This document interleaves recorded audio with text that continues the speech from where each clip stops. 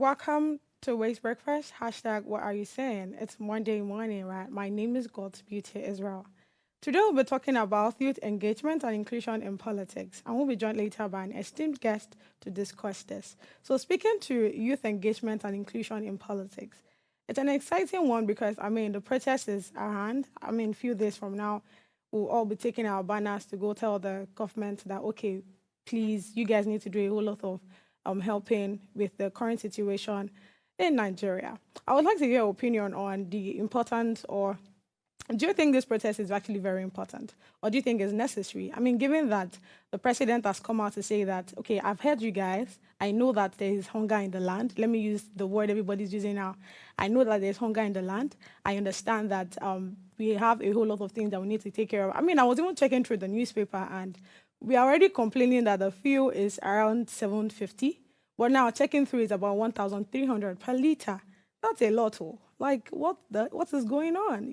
So I would like to hear your opinions on what you think. Do you think the process should still happen? Do you think it's even important? These people already come out, the people that want to protest or the people that want to tell that there's hunger in the land and we have a whole lot of things that we, the citizens, we are suffering from, right? We need change. We need things to start working for us. They're already coming out to tell us that there's no need for this protest. We have heard you. So just stay in your respective homes and would find a way around it. Would make sure that everything turns to normal. So I would want to hear you on that. We'll be going on a short break. Coming back is headlines around the globe. Please stay with me.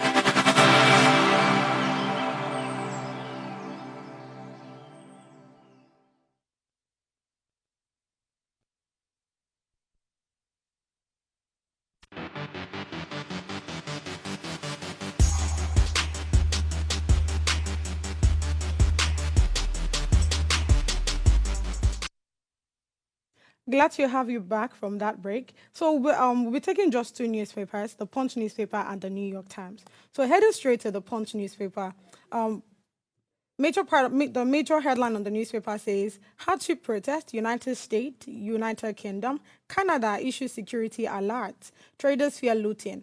Then beneath that we have foreign missions foresee violence as federal government will be differ from protest sponsors. Then bottom of the newspaper has LH Telecoms acquires majority stake in Nine Mobile. Next to that, victim under pressure to drop police station rape case. Family. Then next to that as well, we have court orders 1 billion naira payment to Oceanic Bank's ex-staff. But top of the newspaper has fuel rises to 1,300 per litre as the port runs dry. Next to that, only NNPCL can buy Dangote petrol. The next to that, SIM NIN linkage, telecoms begin final mass disconnections. Then the headline that the last headline on the newspaper is the one beneath that says federal government scholarship beneficiaries rights minister fault 56% funding cut. So the headline I want to touch on is what I already stated earlier, which is the fuel rises to 1,300 per liter as the ports run dry. So reading through the story, it has here that many depots for petroleum motor spirit, popularly called petrol, are currently dry, leading to fuel scarcity and attendant queues in Lagos, Ogun, part of Abuja, Niger, and some other states across the country. Now, the Punch reports that black marketers have taken advantage of the situation, selling as high as 1,300 per litre and 1,500 per litre in parts of Lagos and Ogun State. Long queues started building up at fuel stations in Abuja and Lagos on Friday and have persisted. On Saturday, while reacting to the long queues and scarcity in some parts of the country, the Nigerian National Petroleum Company Limited said the tightness in fuel supply and distribution was caused by the the hike of the discharge operations of couple of vessels. Now, the NNPC Limited wishes the state that the tightness of fuel supply and distribution witnessed in some part of Lagos and the FCT is as a result of the hike in the discharge operation of the couple of vessels. This is said by the Chief Operator Communication Officer, Olufemi Soniyi. Now, the company added that it was working round the clock with the stakeholders to resolve the situation and restore normalins in the operations. However, despite the assurance by the NNPC, the situation worsened as checks by our correspondent nationwide on Sunday show that there were long queues at several filling stations across major cities. So it's how we wake up every morning and we just see new things happening. I mean, I was also a victim of it because even the bus I entered had to get fuel 2-3 times. We had to go. I think we actually entered like 4 or 5 first stations, you know, because I mean, even some don't even have. So the few ones they had to now increase the price. And you know, one thing with Nigeria is that's it during the time of scarcity or the time of issues. That's when everybody wants to make money. So this is me just urging the Nigeria government to do better. You know, the NNPC coming out to say, okay, we've seen the problem and we'll solve it. So I just want to believe that at least before Wednesday, you know, all of these things have come to normal. The price of what's the name now? The price of fuel has come back to normal. So let's quickly go over to the New York Times. So right side of the newspaper has the Secret Service trying to keep president safe on its no-fail mission. The agency faces scrutiny and low morale. All right, but the left side has Loyi-based greets Harris campaign, but as they raise funds, she keeps distance. Next to that, Viance and the undoing of an old friendship. Bottom right has cutting politics to sell movies to the masses. Next to that has in West Bank, residents cling to livelihood. Beneath that is the last headline on the newspaper, and it says to buys, only judge who matters is in the mirror. So the headline that I want to touch on for the New York Times is the lobbyist greets Harris campaign, but as they raise funds, she keeps distance. So Washington lobbyists are actively supporting Vice President Kamala Harris' presidential bid despite her policy of rejecting direct donations from them. While they endorse her campaign and find ways to raise funds through loopholes, Harris maintains a distance from these special interests to avoid perception of indebtedness. Influential firms are briefing clients on her positions and potential runmates, highlighting their connections with her, which has drawn criticism from those concerned about maintaining her independency.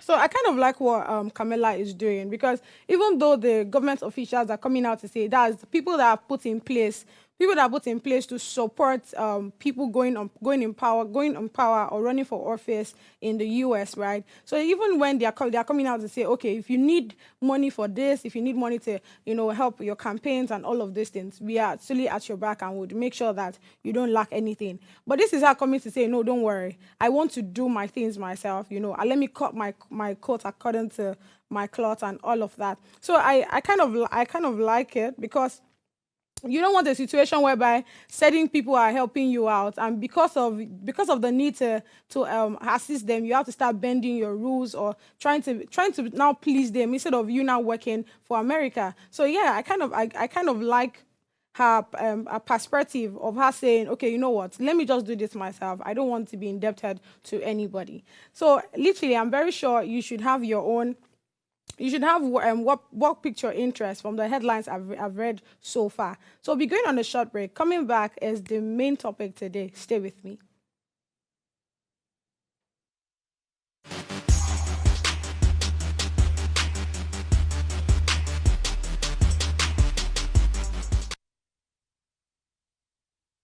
Imagine the world where the voices of the youth finally get the spotlight they deserve. Welcome to Raise Breakfast, the groundbreaking show where young minds unite together to tackle issues that truly matter. We're flipping the script on traditional morning talk shows, and this is your chance to hear the youth speak out. We're not just skimming headlines, we're diving deep into the heart of topics that impacts us all. From politics to governance, tech innovations, mental health, and trendy social issues. We don't just discuss, we ignite conversations that inspire change and spark action.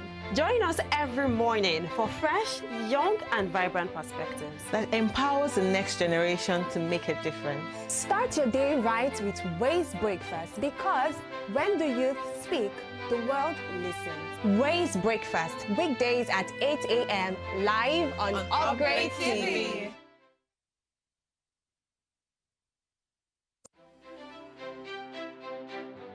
My name is Olaban Ralph Obioha. We offer you a wonderful shopping experience when you come to Olario Furniture.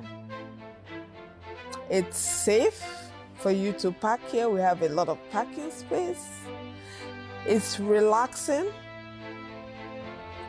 It's peaceful when you come here. And we have all the products that you need. We have the expertise that you need for your interior design process.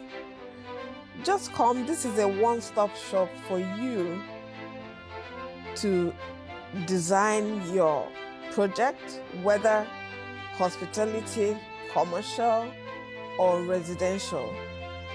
You are at the right place when you come in. We solve all your problems that you have.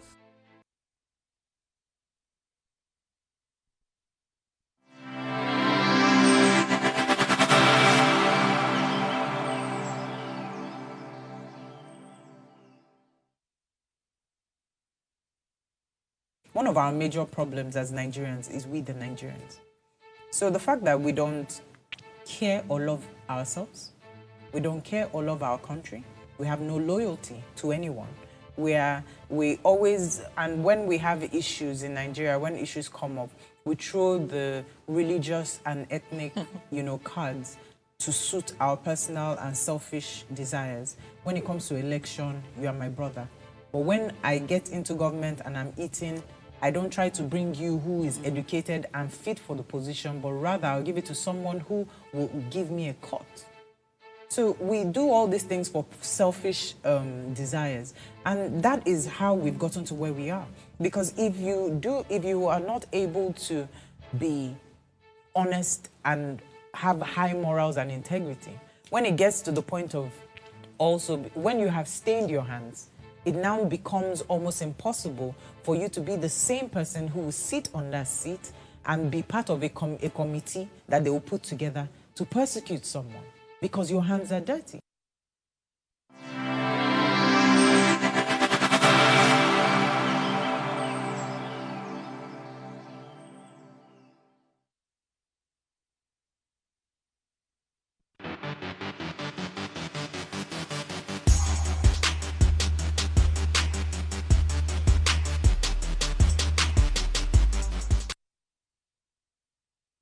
Thanks for staying with me. So, we'll be having a conversation, a very interesting one. We're yet to have our guests join in, but let's quickly talk about it a bit.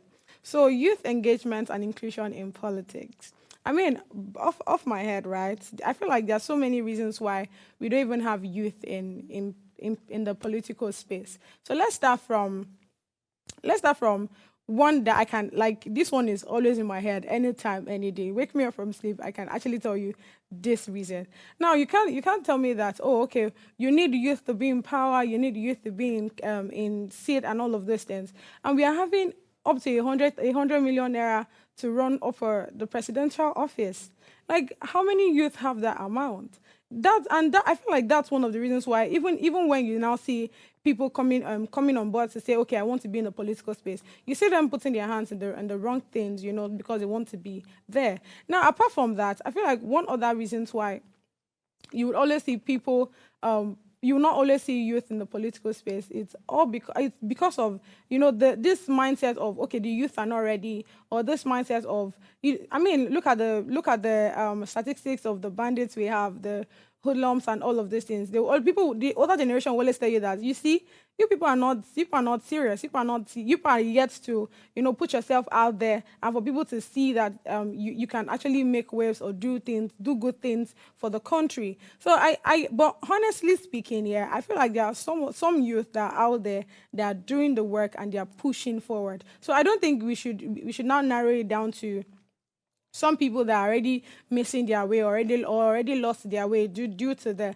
hardship of the country. So I want you to comment, I want you to like, I want you to subscribe. I want you to tell me what you think about, or how do you think, or what way can we make sure that youth are seen more in the political space? I want you to tell me, give me your perspective, or why do you think the youth are not yet in the political space? So continuation to what I was saying, right?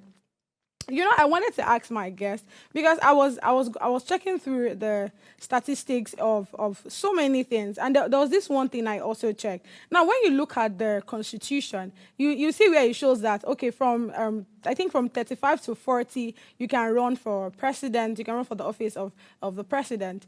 I think for the National Assembly and all of that, you have to be a certain age. And if you look at that age, it's not giving a youth kind of feeling, and I'll give you why. Because I did a whole lot of research yesterday, and I was checking through the new youth policy, right, as amended in 2019, and it said something around the fact that the age range for you to be called a youth here in Nigeria starts from 18 to 29. So how do you people now say that, oh, we want youth in power, we want youth as our president, and the age, look at the two, you see that they are both contracting, right?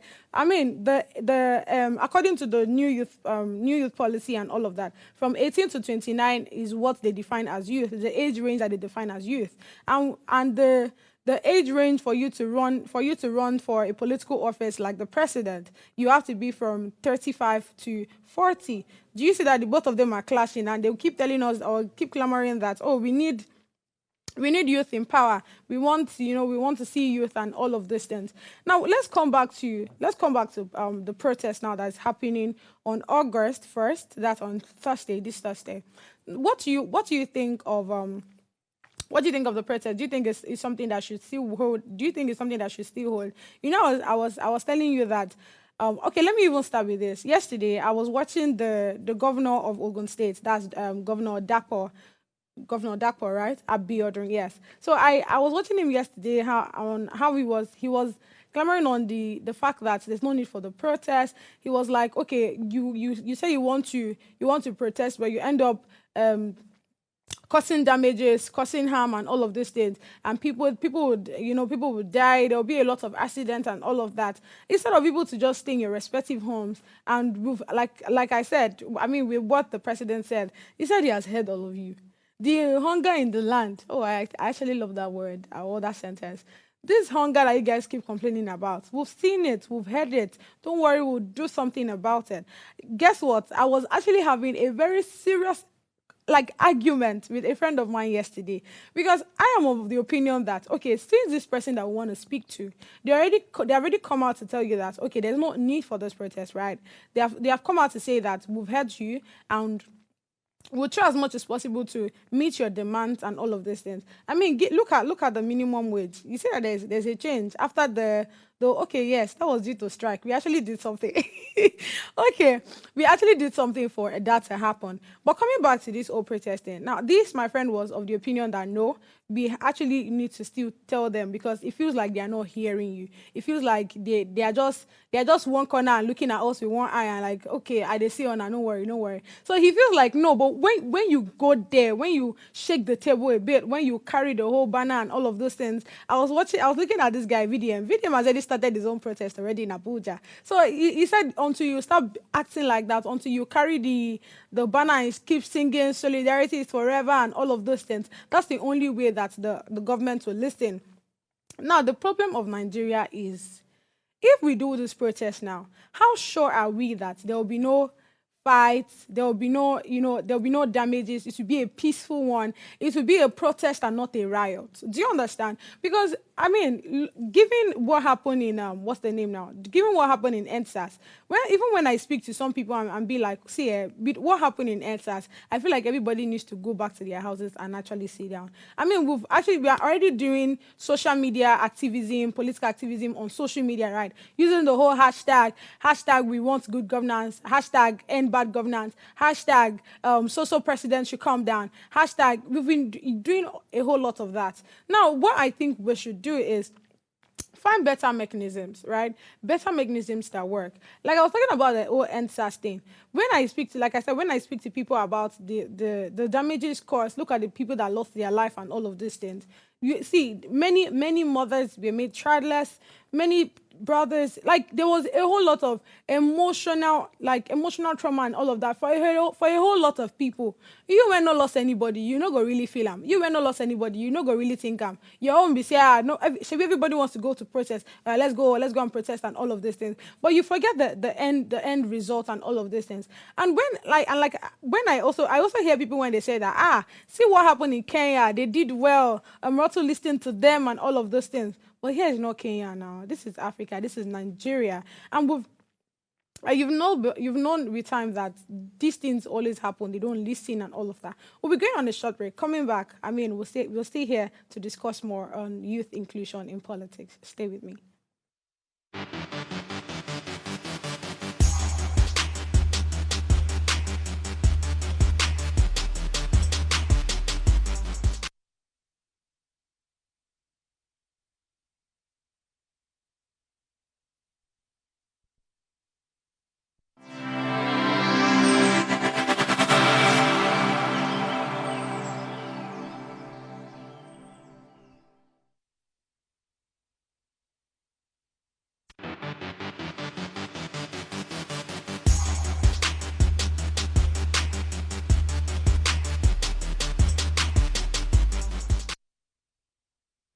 Welcome back to the show. So as mentioned earlier, today's topic is youth engagement and inclusion in politics.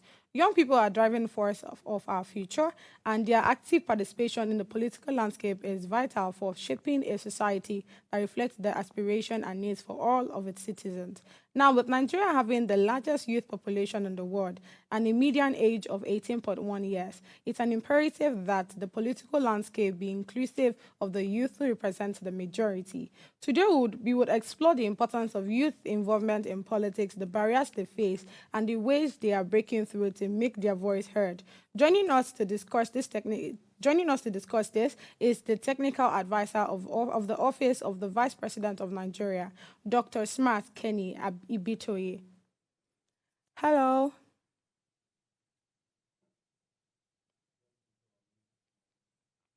Good morning.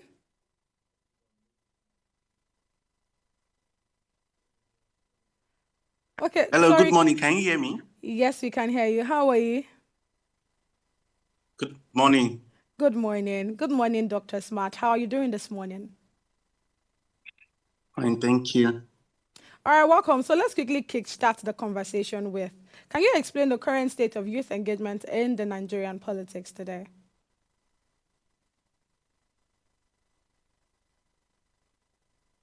Okay, so far so good. Let's say that the youth politics has been so very inclusive. We have a lot of numbers of youth at the National Assembly today, at the State Assembly, and we have a lot of numbers of youth working as executive with the state governors as well. Also, we have a lot of youth engagement in politics, people that are doing well. We have a lot of senior special assistants that are youth. We have a lot of special advisors that are youths. At least to the large extent, we have been doing great in this country.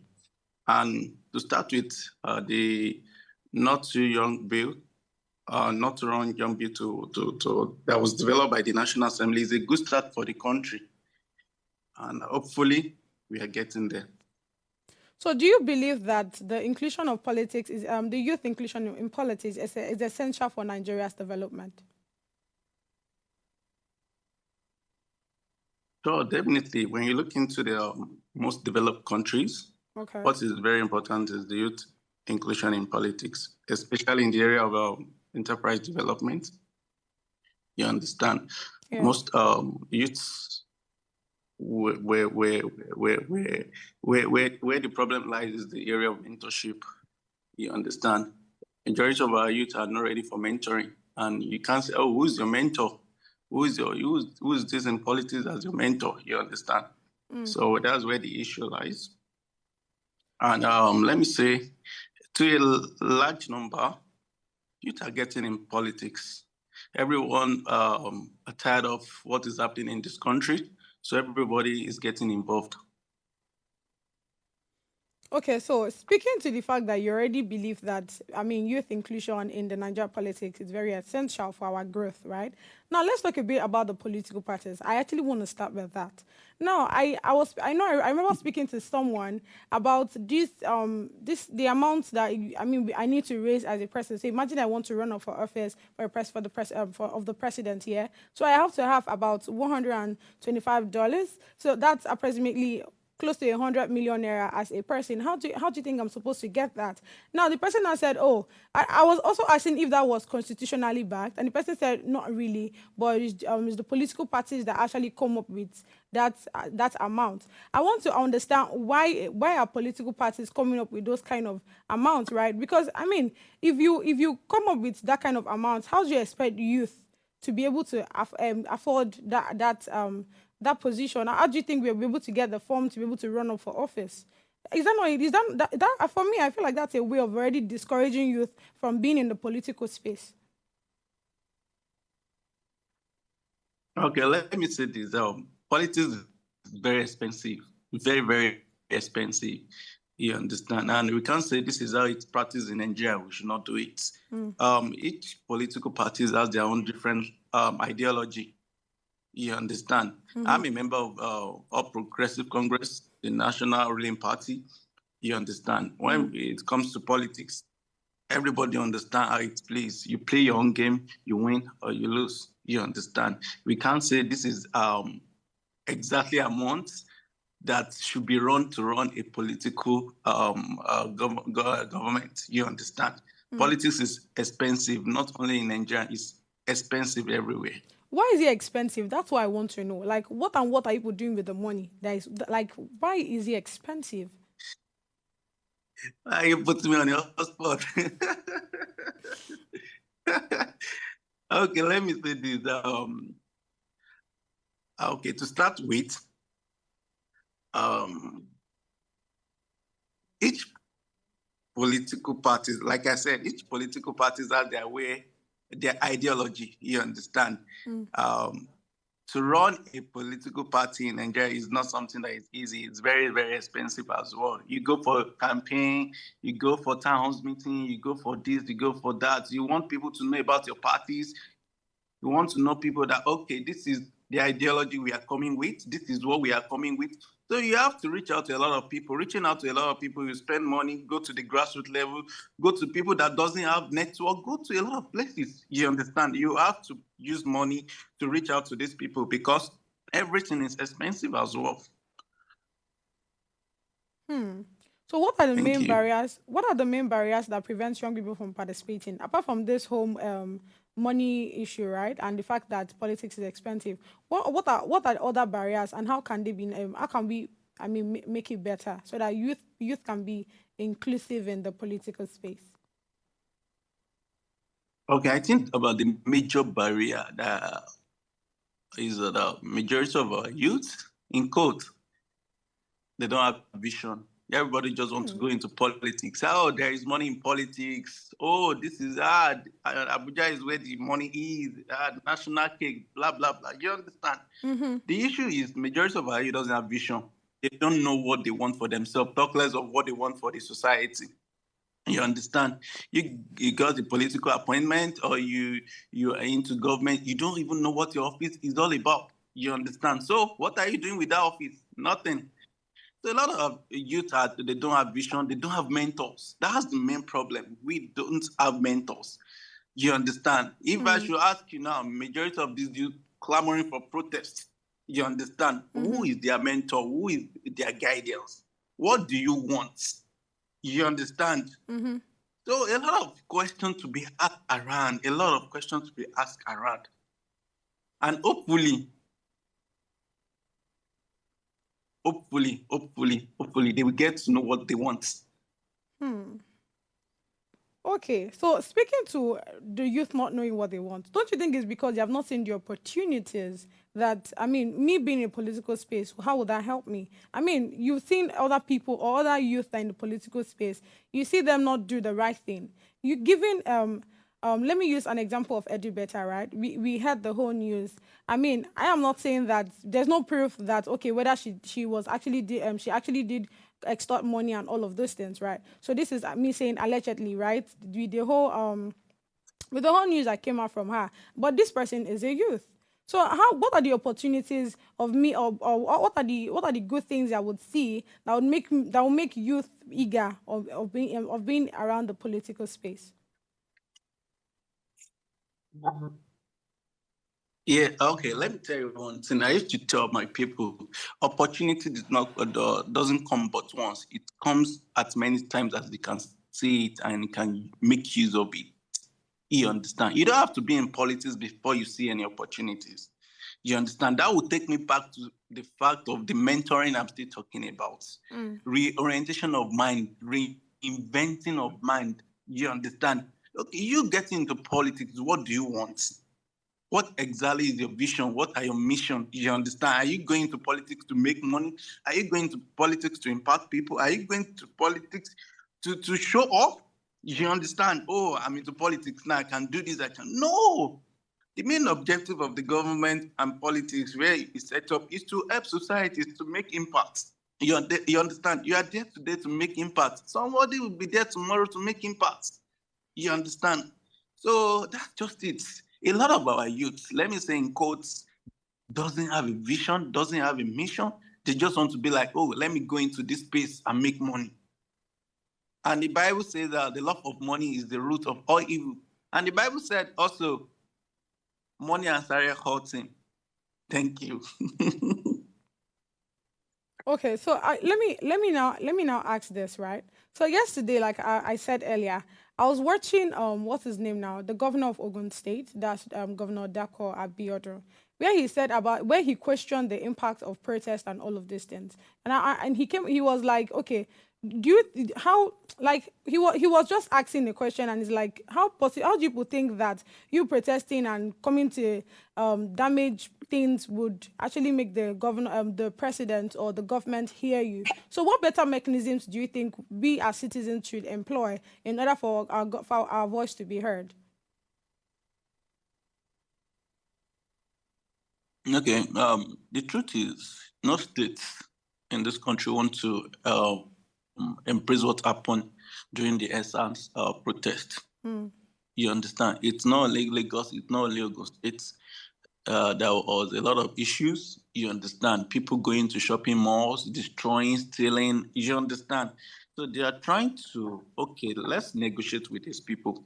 We are trying our best as government to make sure that the roadmap is within the system. We are trying to navigate a lot of things out so that people can enjoy. You can't say this is just a 1 year government that nothing to show off. There are a lot to show off. You understand? But it's a step at a time. You understand? You give them time, let them pursue what they want to pursue, and then in the next 3 years, do whatever you want to do. You understand? Everybody know that Nigeria this time is very, very hard. Even the so-called politicians know that Nigeria is very hard. You understand? So we need to readjust into negotiation. Okay, this is what we want. It's our constitutional right to protest. You understand? But when it comes to protesting and destroying a lot of properties, destroying things, killing, it doesn't result to good. You understand? So a lot of times government will negotiate. A lot of government will talk, government will appeal to the citizen. Okay, let's do it like this. Because nobody wants the state to be under the influence of coffee. You understand? Under the influence of emergency, under the influence of coffee. You understand? Every state wants to be like, okay, this is the protest. Let's align with the states. You understand? And let's sort this out. So speaking to dialogue, yeah, I don't see how I'm with that's you. okay. I don't see how that's very Yeah. functional, right? Because I mean, how best do we even speak to these persons? I feel like the government just do what they like or what they think the citizens want. But we're going on this break because I mean that's what I would want your thoughts on that as well. So coming back, I mean, we'll see the conversations continues. Please stay with me.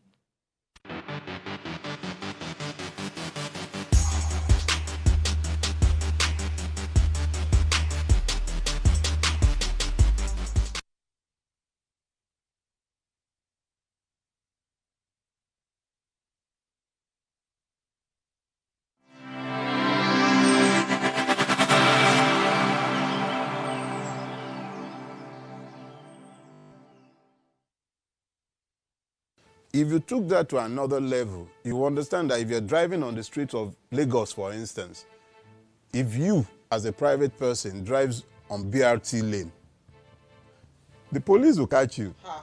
But if the bus driver, the Danfo driver, enters the same lane, they'll probably wave at each other because the bus driver had purchased a license for impunity when he paid his dues in the morning.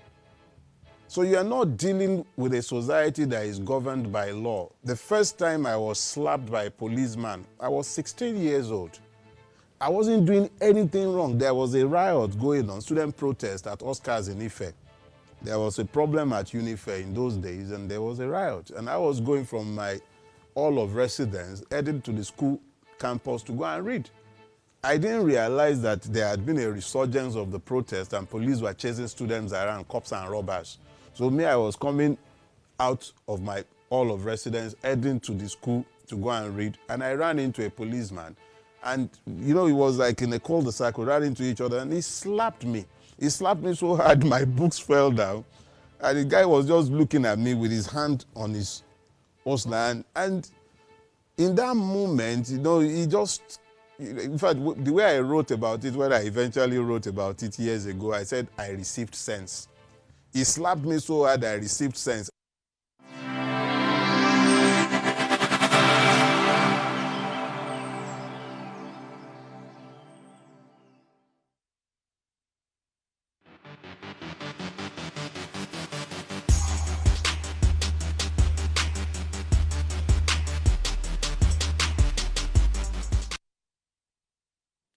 Thanks for staying with me.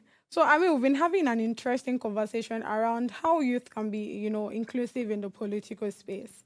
And I have Dr. Smart with me. And honestly, he has been giving me smart answers to all of our, you know, questions and problems of the youth, you know, on why we are not even in the political space. So you with me, right, Dr. Smart?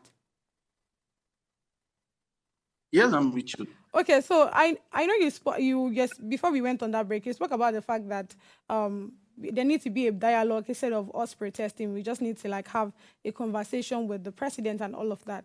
But I mean, over the time or over the years, you see that these people just actually make they just make certain rules or certain laws, or they just I feel like okay, let's give an example of the fuel subsidy and all of that. I'm not sure there was a conversation with the citizens of Nigeria, and we just woke up one morning and we just said, oh, okay, there's fuel subsidy removal now. Okay, wow, yes, okay, that's it. So I don't know how that we can actually, you know, bridge that gap or, you know, close it so that we can be able to have a proper communication with whoever that is the president or the government at large. Okay, for every action of the government, the citizens they are involved. That's why we have the CSOs and the NGOs. A large number of CSOs and NGOs were involved in all this tripartite meeting with the president on the subsidy and the palliative. You understand? And the question is how many people received this palliative? How many people were involved at the state level, at the grassroots level? You understand? Nigeria have a good number of population that you can't even say, oh, it is exact proportion that's to be given to each state. You understand? So the issue is, from my opinion, the issues still come from the state, because the president is doing his best to make sure that this issue of hunger, poverty is relieved a little from the state. You understand? About few weeks ago, the government paid each state governor about billions of naira on NG cares. You understand? Palliative was distributed to each state. You understand? How many states have started sharing this? How many states have started going to the grassroots to give these people at the, let me use the word Yoruba, at Okokinikon. You understand? So how many people, how many state government have started calling for hearing from, to hear from their people? You understand? To speak with their people. You understand? Let's leave politics aside. Let's face governance here. We need to engage our citizens. We need to engage our people. You understand? When they get information, they will know that this government is doing their best to keep us out of hunger, to keep us out of poverty. You understand? But how many of these state governments are trying to do this? You understand? That's just it. There are a lot of information that should be taken to the citizens, to the grassroots level. But it's just too scary to talk about. Okay, because I mean, just like you already said, I feel like there's already a gap, you know, between the government and we. And you're talking about engagement. Now, how best can the government be able to, you know, engage us? And like you said, probably probably whatever they want to do doesn't even get to the grassroots. And I mean, the grassroots is closer to us, yeah? If that's why we have the local government in place. If the local government doesn't know anything that is happening in the federal or in the states, how do you think we, the citizens, should know? So I think what you were saying, I think we need to make the whatever plan or law or whatever they want to pass across, they should take it down to the, you know, to the grassroots so that it can be able to get to us. So let's talk a bit about social media activism. Do you think social media activism has actually helped the youth inclusion in political space? If no, then what can we do, or how can we leverage the social media to be able to help the youth be in the political space? Please, can you come again? Okay, so I said, how has the social media activism actually helped we, the youth, to be included or be inclusive in the political space? If no, then how can we leverage social media for the youth to be? How can we leverage the use of social media so that it can be very impactful and make the youth be in the political space? Okay, let me start from the Bible, because I'm a good Christian. The Bible says anything you are doing, do it well. You understand? So let me just use myself as an example. I did a project in 2020, and I posted during pandemic, and I posted it on social media, and it went viral. And I was called by so many agencies, partners, and hope. And we had a partnership together. And we did that same program in some states. You understand? In one way or the other, the social media have speak a lot about what I did, which bring a lot of people onto my own side, which I was able to impart a lot of youth, a lot of people in that state. You understand? Social media is a good tool, but how many of the Nigerian youth are using it in a better way to enhance the productivities of this country? You understand? A lot of time we see a lot of things. Let me give you an example. Youth protest or no protest, you wrote to the FCT minister that they should give you an Eagle Square. Are you not going to pay for Eagle Square? Is that place for free? You understand? Yeah, have you purchased that Eagle Square on social media? No, you have to purchase it and have it. You can't just use social media as a way of communication without you communicating a better way to the government. Governments are very easy to work with when we have a good leverage with them. You understand? There are a lot of information. There are a lot of programs, projects, a lot that people doesn't know about because they don't want to. They will say, they are still the same thing. They are still the same. You understand? Government has a lot of programs, a lot of projects. A lot of people doesn't know about the Nigerian Investment Youth Fund that was introduced last week. You understand? A lot of people doesn't know the investment in digital and creative enterprise program, and they will call them youth. They don't know this information. They don't get information. You understand? So I'll still go back to my first thing, that mentorship is very, very important. Mentoring is very, very important, because once you see your mentor where he's going, you follow. At least have a better mentor. Okay, so let's talk a bit about what I saw on social media, I think yesterday or so. So someone was saying that, and I think I already mentioned that earlier, someone was saying that the constitution probably needs to be amended because, I mean, given the new youth policy as amended in 2019 that defines youth within the age of 18 to 29, and we keep glamoring on the fact that we need youth to be in power, we need youth to be in the political space and all of that, we need youth to run up for the presidential office and all of that, right? And I mean, checking through the constitution, you see that before you can actually run up for a political office for the president, for example, or even the governor, you have to be between the age of 35 to 40. So do you agree that the constitution needs to be amended, or what do you think should be done?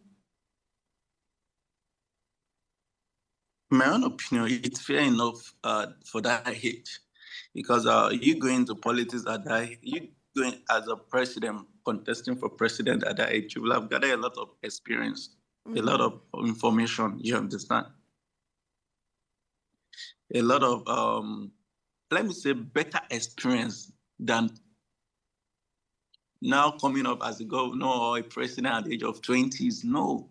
And the problem is, a lot of these people going into politics, what are their antecedents? Who know them? Where are they from? You understand? We keep clamoring for change. How we change ourselves? You understand? Is the mind change ourselves? Is the orientation change ourselves? We can't. I can't say I want to be the president now. There should be a certain thing that will change the level of governance and politics. You understand? We can't do it the same old way they have been doing it. There should be a level of change in that politics and governance. You understand? Let me give you an example. We have the youngest commissioner in Nigeria is from Oyo State. You understand? He was a commissioner at the age of 27 years old. You understand? So he can't just say, okay, I'm going to be the president after the commissioner. It's not possible. You have to follow the law of process. You understand? Just like you can't eat rice without cooking rice. All right, I feel so. I want to hear your advice. What advice would you give to young Nigerians who aspire to be in the political space? Okay, the first thing I will advise is to get mentorship. Very, very important. Reinvent your mind. You understand? Reorientate your mind and get information. Get information is very, very important. You go into politics, know your vision, know your mission, get information, reorientate your minds, reinvent yourself. You understand? Change begins with us. Change begins with me. You understand? So leading the change, you have to have a lot of things in process. Rome was not built in a day, right? It's a gradual process. You have to follow the law of process. Build yourself. Invest in yourself. That's the most important thing. Most people that are there at the affairs of politics today, they've invested in themselves. You understand? Invest in yourself. Build your brand. Let people know you. You understand? Thank you. All right. So what do you envision for the future of youth engagement in Nigerian politics? What do you think the future would look like?